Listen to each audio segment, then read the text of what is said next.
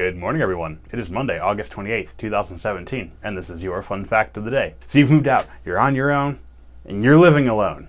But the place is a little bit bigger than you can actually afford on your own, so you need to acquire a roommate. Don't worry, it's okay. I have a friend who's looking for a place to live. We're besties. Everything is going to be great. Will it? Long story short, that doesn't always work. Sometimes it isn't enough to be besties, to be roommates. There are other things to consider, as we're about to do in today's How to Adult Monday. First, there's some recommendations you don't actually live with your best friend, or even just a good friend, as this can actually strain your relationship.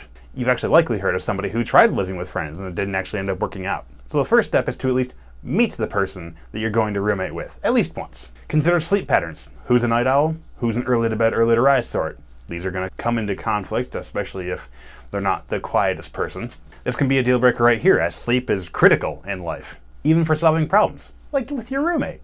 Consider if either of you, or both of you, or neither of you drink or smoke. If only one does these sorts of activities, then you already need to consider where some boundaries and guidelines need to be set up. Because if you don't smoke, but all of a sudden you invite somebody who smokes over 2 packs a day, you probably want to make sure they're not actually doing it in the apartment all the time. If there's no will to compromise between you and a prospective roommate, you may just want to avoid the whole possible barrel full of headaches. If you're meeting a prospective roommate for the first time, try taking just a few observations to just learn implicitly about them. Like, were they on time for when you were supposed to meet? Did they communicate anything, or even a lot of things, about themselves clearly?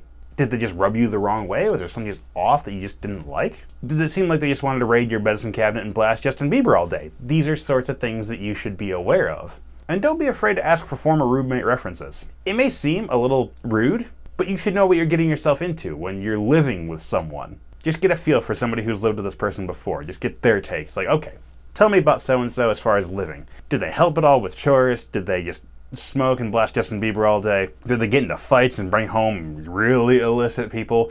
Things to be aware of. And on the news today is National Cherry Turnover Day. If you're looking at a roommate who bakes cherry turnovers, that's a point in their favor. These are good.